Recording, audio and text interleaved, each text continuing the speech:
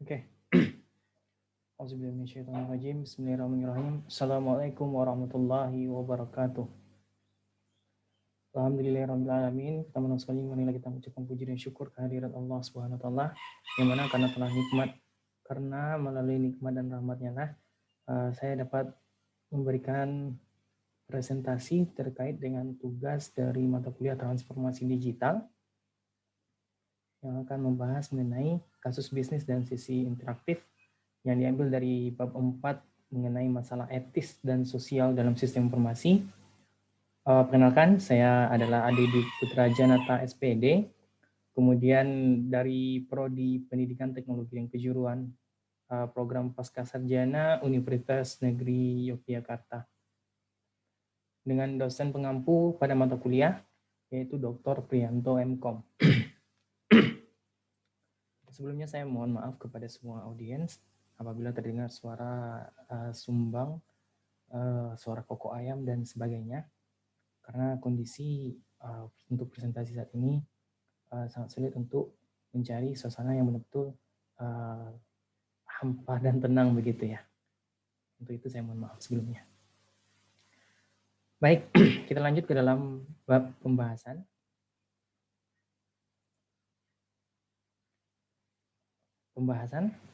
Adapun pembahasan mengenai bab 4 ini, mengenai masalah etis dan sosial, terkait dengan kemajuan teknologi informasi dan komunikasi.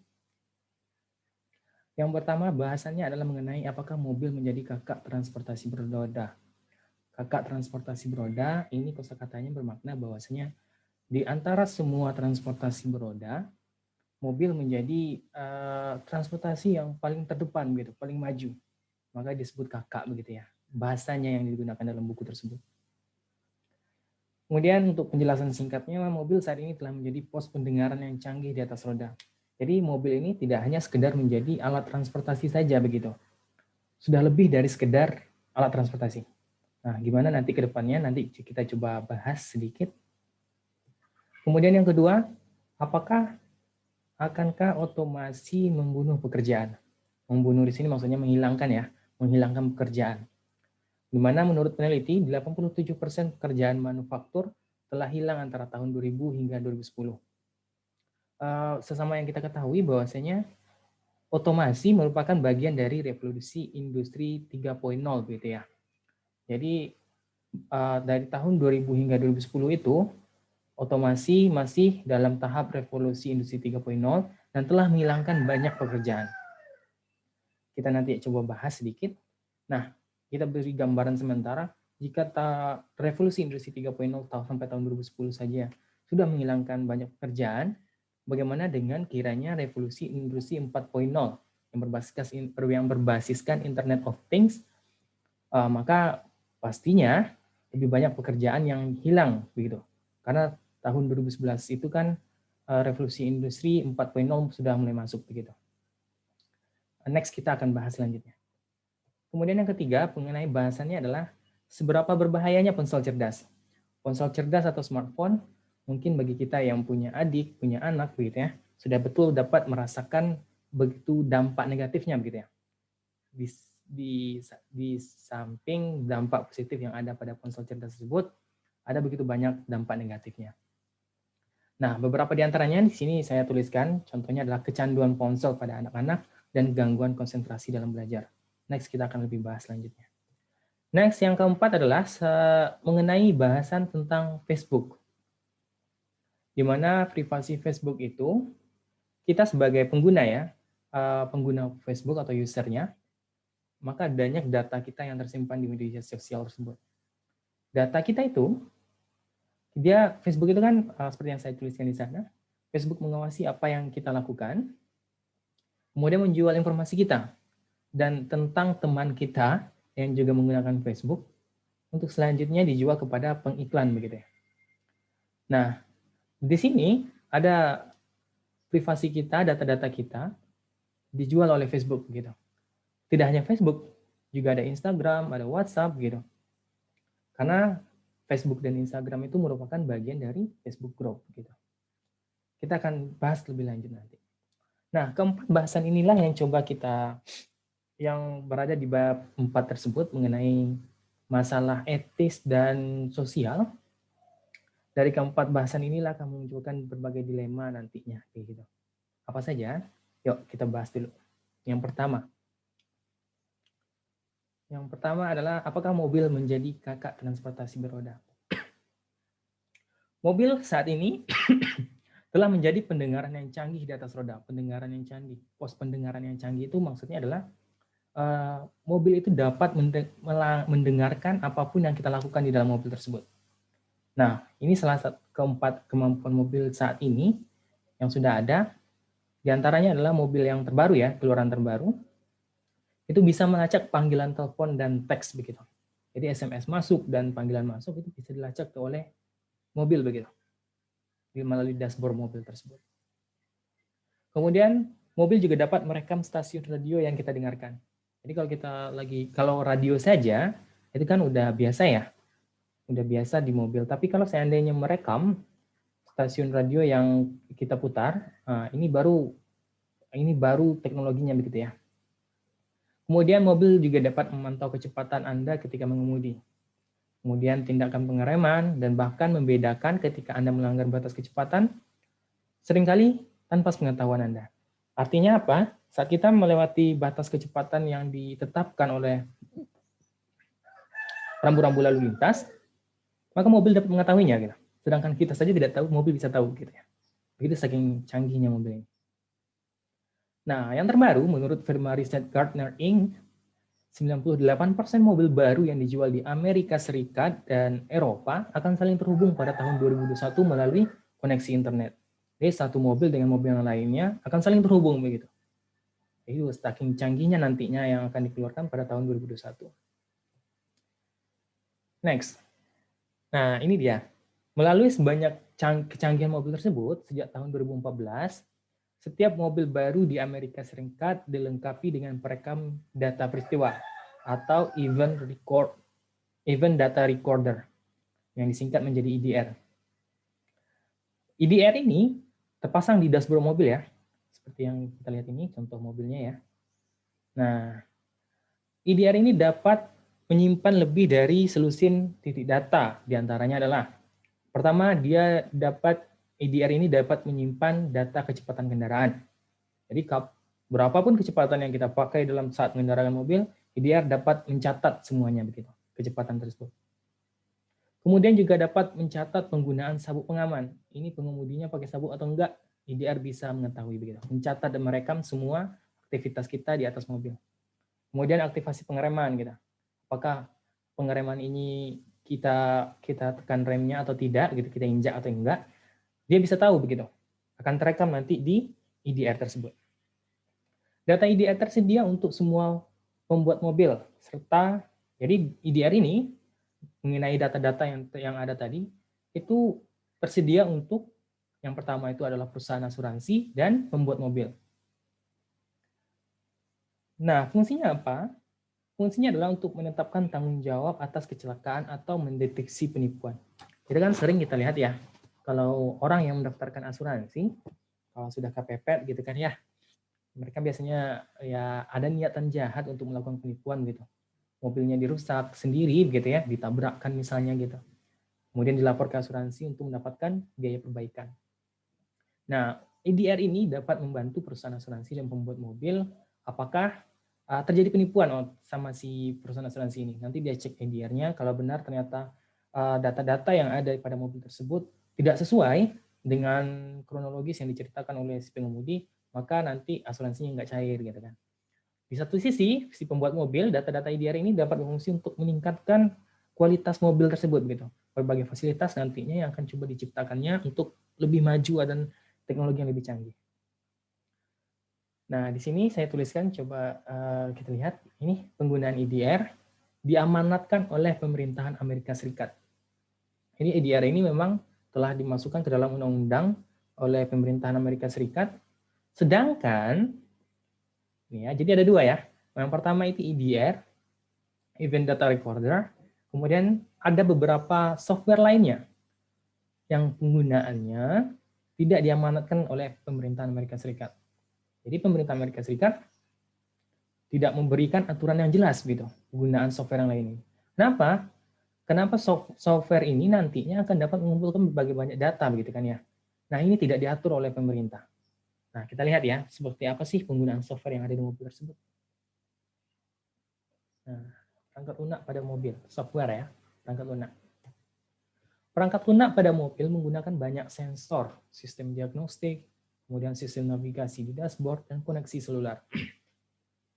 Perangkat lunak ini dapat memberikan bantuan pengemudi untuk membantu satu menemukan lokasi parkir gitu. Jadi ketika kita mengendarai mobil, kita bisa mengetahui di dashboard mobil itu di mana lokasi parkir yang kosong. Kemudian tetap berada di jalur yang benar. Jadi kalau kita mau menuju ke suatu tempat, misalnya ke tempat X, di mobil ini dapat memastikan kita berada di jalan yang benar. Kita nggak keluar dari jalannya atau kesasar nantinya. Kemudian perangkat lunak yang ada pada mobil tersebut dapat membantu menghindari menabrak mobil lain, kemudian dapat juga menyetir otomatis untuk waktu yang singkat. Lah, terus masalahnya di mana gitu ya? Nah, masalahnya coba lihat dulu ya. Data apa sih yang ada di mobil? Jadi semua perangkat lunak ini dapat melacak apapun yang dilakukan oleh pengemudi. Mobil dengan teknologi terbaru dapat mengumpulkan data berikut ini. Satu, mereka menggerakkan mata pengemudi. Kemudian yang kedua, berat orang di kursi depan. Dan apakah tangan pengemudi berada di atas kemudi. Gitu. Kemudian yang ketiga, melacak aktivitas smartphone baik SMS ataupun panggilan, sekalipun ponsel tersebut tidak terhubung. Gitu. Jadi ponsel ini tidak terhubung ke dalam kita tidak hubungkan melalui Bluetooth ataupun hotspot dengan dashboardnya. Nah, si di mobil ini tetap dapat melacak begitu penggunaan ponsel yang ada di dalam mobil tersebut. Nah, ini dia. Lalu di mana letak dilemanya? Coba kita lihat ya.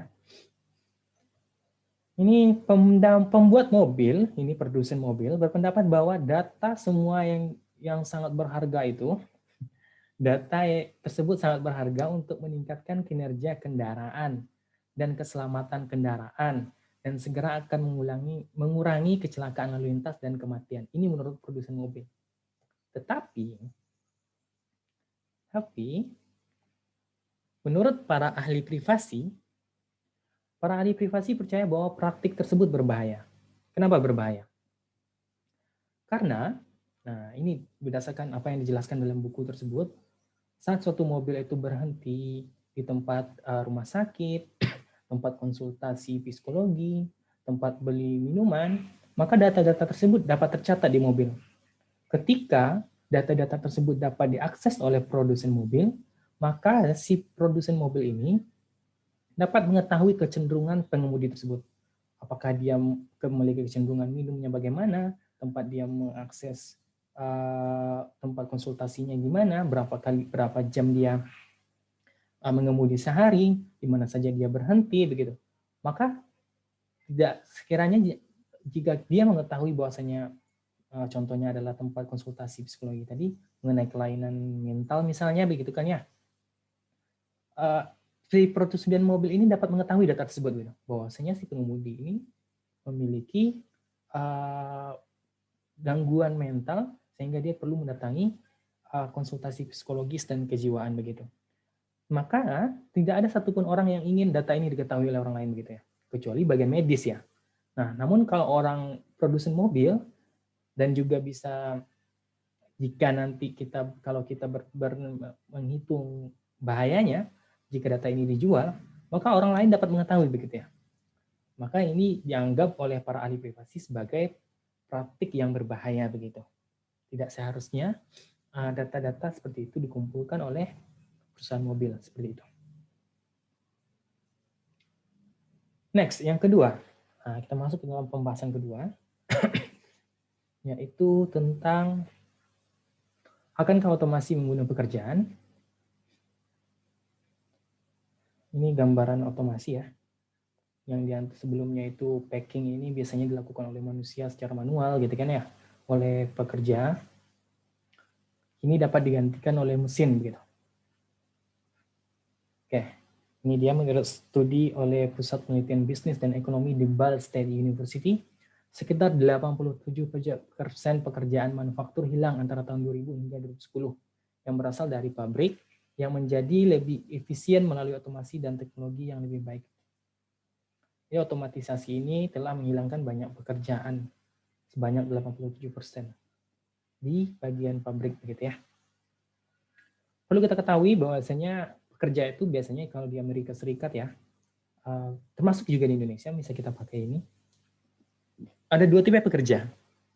Yang pertama itu blue collar, yang kedua white collar. A blue collar job is work that involves manual labor. Jadi pekerjaan manual itu dilakukan oleh pekerja yang kita sebut sebagai blue collar atau kerah biru, pekerja kerah biru. Ini pekerjaannya involve meliputi manufacturing, konstruksi, custodial work, and other kinds of physical work. Jadi semua pekerjaan fisik yang sifatnya manual itu dikerjakan oleh pekerja kerah biru. Kemudian ada pekerja white collar. Pekerja white collar itu pekerja kerah putih, ya, kerja kerah putih. Artinya adalah orang yang bekerja yang tidak membutuhkan tenaga fisik, begitu. Tenaga fisik yang biasanya mereka ini bekerjanya di dalam kantor. Ini biasanya pekerjaannya melibatkan kursi dan sebuah meja untuk bekerja dengan sebuah komputer. Ini dia. Otomasi ini tidak hanya mempengaruhi tenaga kerja manual dan pekerja pabrik, begitu ya. Dalam kurung itu blue collar. Kenapa? Karena komputer sekarang mampu mengambil alih jenis pekerjaan kerah putih atau white collar dan sektor jasa tertentu. Peluang kerja sedikit menyusut untuk teknisi medis, supervisor, dan bahkan pengacara. Otomatisasi ini dan juga next ke depannya, revolusi industri 4.0, pasti akan menghilangkan banyak pekerjaan, baik dari segi pekerja kerah biru ataupun pekerja kerah putih. Namun menurut ekonom Universitas Boston James Bassen, masalahnya bukanlah pengangguran massal itu memindahkan orang dari satu pekerjaan ke pekerjaan lain. Maka menurut si James ini, orang perlu mempelajari keterampilan baru untuk bekerja di ekonomi baru. Jadi ketika revolusi industri itu merambah ke seluruh dunia, maka akan menghilangkan sebagian pekerjaan, kemudian menciptakan pekerjaan yang baru. Pekerjaan yang baru inilah yang dibutuhkan kemampuan dan skill yang sesuai, begitu. Jadi kita harus terus learn, unlearn, dan relearn, begitu ya, untuk menguasai skill-skill terbaru yang dibutuhkan oleh dunia kerja. Kemudian kita masuk ke dalam pembahasan ketiga, yaitu seberapa bahaya ponsel cerdas. Ini kita masuk ke dalam fakta, cek fakta ya. Di mana rata-rata remaja Amerika yang menggunakan ponsel cerdas mendapatkan telepon pertamanya pada usia 10 tahun dan menghabiskan lebih dari 4,5 jam sehari di atasnya. Jadi dalam sehari 4,5 jam gitu untuk bermain ponsel. Ini tidak termasuk dengan SMS dan berbicara di telepon. 4,5 jam ke atas. Kemudian 78% remaja memeriksa ponsel mereka setidaknya setiap jam. Jadi setiap jam, baru dari jam 5 ke jam 6 gitu kan, dia periksa ponsel begitu. Padahal walaupun nggak ada isinya, kita tetap periksa ponsel itu. Dan 50% melaporkan bahwa mereka merasa kecanduan pada ponsel mereka. Ini dapat kita lihat sebenarnya tidak terjadi hanya di Amerika begitu. Kita juga dapat memeriksa diri kita sendiri berapa lama kita menghabiskan waktu di dalam ponsel cerdas kita. Namun yang lebih bahaya adalah pada anak-anak. Kenapa? Yuk kita lihat pertama anak-anak itu berbahaya untuk kecanduan ponsel ini. Ini foto dari adik saya. Ini ilustrasi bahwasanya anak ini sudah tidak dapat melihat apapun begitu, sudah diperbudak oleh ponsel cerdas mereka. Apa saja dampak negatifnya? Ini di samping dampak positif yang begitu banyak dari ponsel cerdas yang dapat membantu belajar melalui koneksi internet, dapat menghubungi temannya satu sama lain, Tapi di samping itu ada seperti satu buah koin yang memiliki sisi yang berlawanan begitu ya. Memiliki dampak yang negatif terhadap khususnya anak-anak. Yang pertama, gangguan mental dan fisik pada anak. Kenapa? Karena anak kita, maksudnya anak kita ini, otak mereka itu masih berkembang begitu, yang dijelaskan dalam buku tersebut. Otaknya masih berkembang, sehingga ketika dia yang terhubung dengan ponsel cerdas, kemudian melihat sesuatu yang belum sesuai dengan perkembangan otak dan fisiknya, ini dapat mempengaruhi mentalnya gitu. Dapat memunculkan gangguan mental dan fisiknya nanti. Karena dia masih dalam proses tahap perkembangan. Jadi anak itu harus mendapatkan asupan yang sesuai dengan perkembangannya begitu. Kemudian dapat memberikan gangguan konsentrasi dalam belajar. Jadi anak yang khususnya yang kecanduan game itu susah sekali dalam belajar biasanya.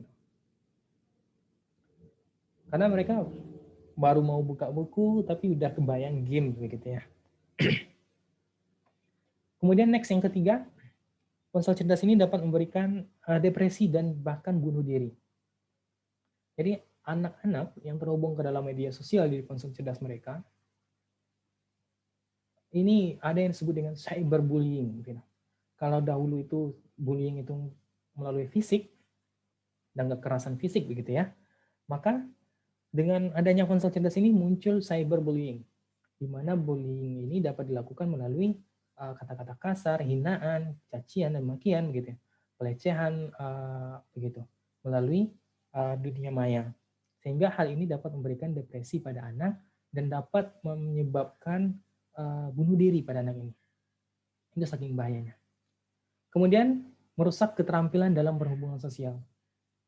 Sebagaimana kita ketahui bahwasanya berhubungan melalui media sosial tidak dapat menggantikan proses hubungan sosial yang sesungguhnya begitu.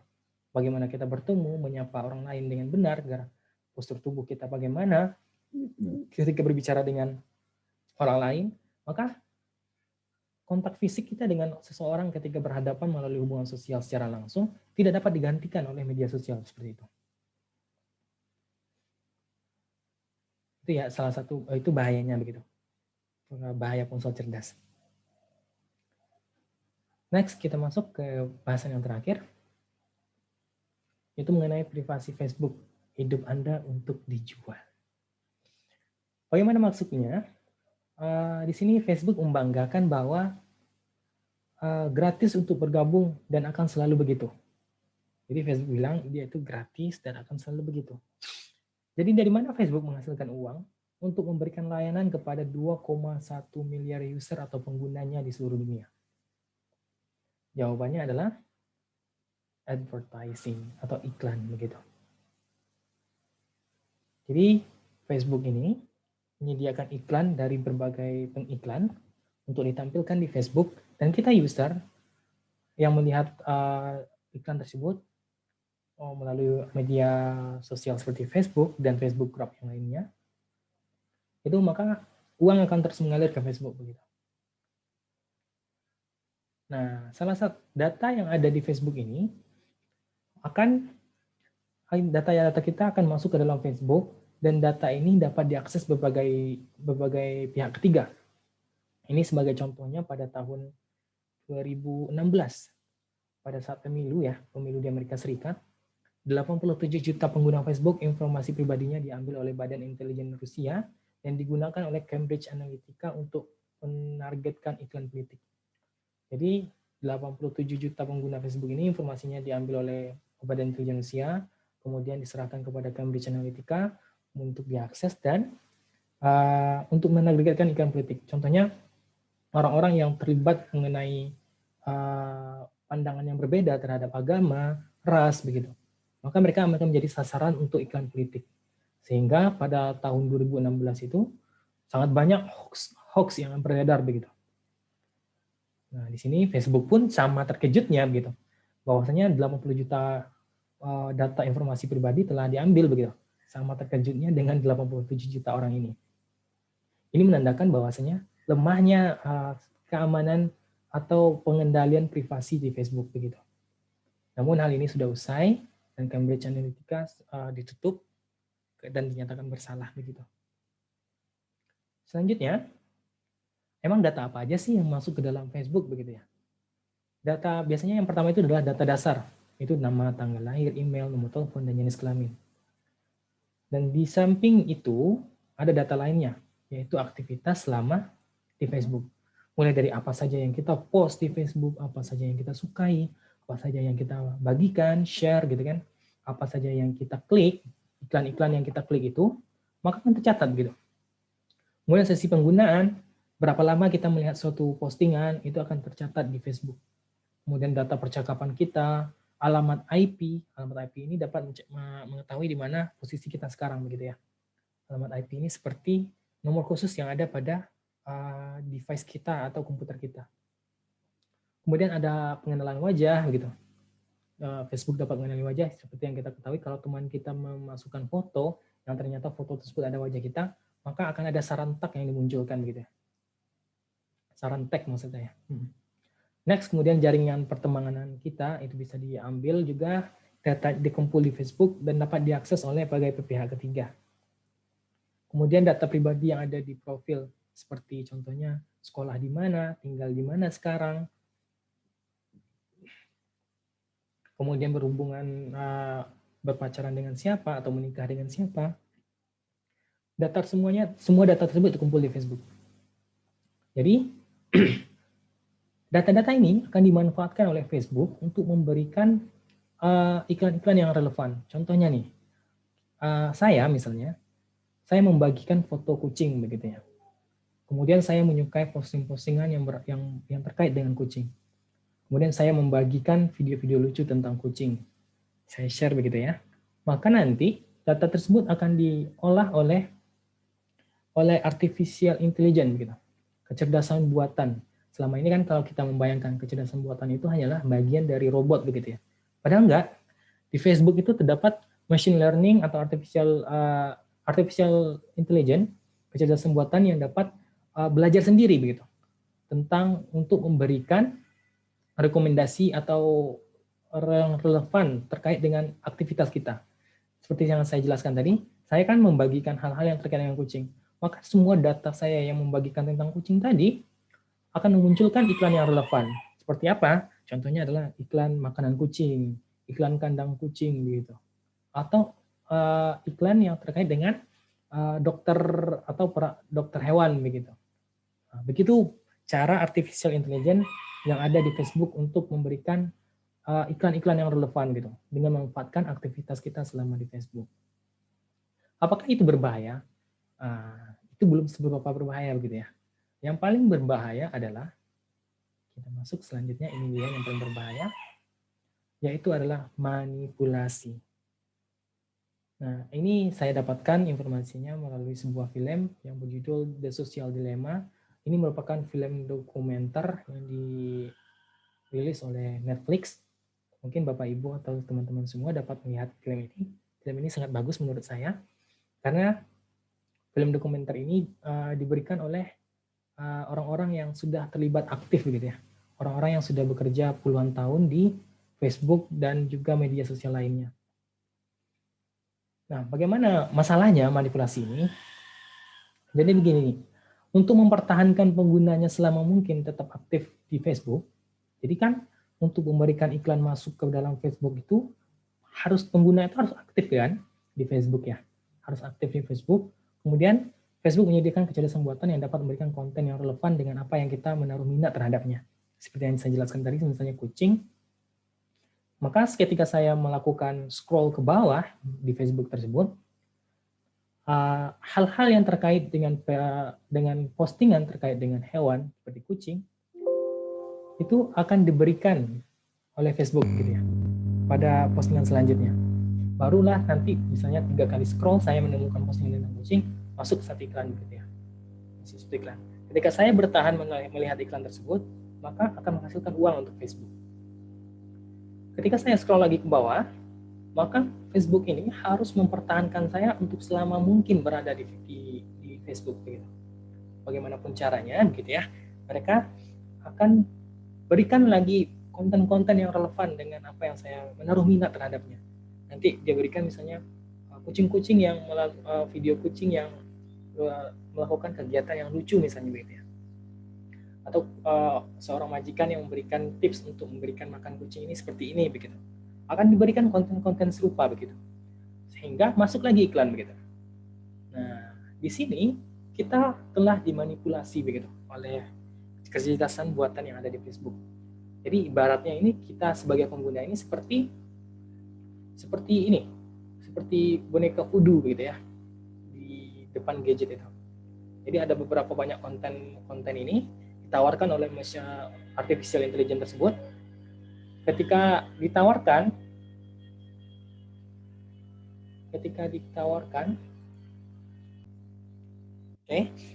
ketika banyak konten yang ditampilkan di gadget kita, maka artificial intelligence tersebut akan belajar gitu, konten-konten apa yang kita lihat gitu.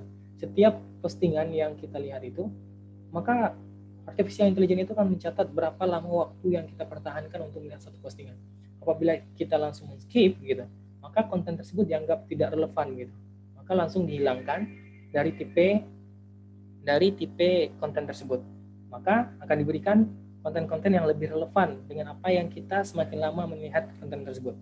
Jadi tidak heran gitu, ketika seseorang yang melihat konten, contohnya adalah konten hoax yang membahas tentang isu SARA misalnya gitu kan ya, maka nanti akan muncul lagi berita-berita dan konten baru tentang hal yang serupa. Ketika hoax disebarkan, maka muncul hoax lain begitu. Kita terus mempertahankan iklan masuk gitu ya, Facebook dapat uang, sedangkan kita terus menikmati kebohongan berita-berita hoax tersebut gitu. Maka tidak heran karena kita bertanya-tanya, kenapa orang lain tidak tahu bahwa itu salah gitu. Kenapa dia tidak melihat yang benar ini gitu. Maka memang kenyataannya dia tidak melihat apa yang kita lihat gitu. Karena yang dia lihat berdasarkan apa yang relevan dan sama dengan konten sebelumnya. Maka terjadilah di sini proses manipulasi begitu ya. Kita telah tanpa sadar telah dimanipulasi oleh Facebook begitu. Di sini ada kata-kata yang sangat bagus diungkapkan oleh di dalam film The Social Dilemma ini yang menjelaskan bahwasanya hanya ada dua industri yang menyebut pelanggan mereka sebagai pengguna. Yang pertama obat-obatan terlarang, dan kedua adalah perangkat lunak. Artinya apa? Kalau seandainya orang menjual peralatan masak, mereka menyebut penggunanya adalah ibu-ibu rumah tangga. Tapi obat-obatan terlarang dan perangkat lunak, penggunanya, pelanggannya, dan penggunanya adalah sama begitu. Maka di sini salah satu masalah yang dimunculkan dari Facebook ini adalah dilema begitu ya. Jadi dari keempat bahasan yang telah saya presentasikan tadi, memunculkan pertanyaan kita, bagaimana seharusnya kita mengatasi masalah-masalah privasi, kemudian data-data kita dimanfaatkan begitu, dan siapa yang bertanggung jawab gitu, siapakah stakeholdernya, dan apa solusi yang dapat ditawarkan. Maka untuk menjawab semua ini kita akan membutuhkan waktu yang lebih untuk berdiskusi dengan Bapak Ibu dan teman-teman yang lainnya. Sekiranya itu saja yang dapat saya sampaikan. Mohon maaf atas segala kesalahan dan kekurangan. Wabillahi taufiq wal hidayah. Assalamualaikum warahmatullahi wabarakatuh.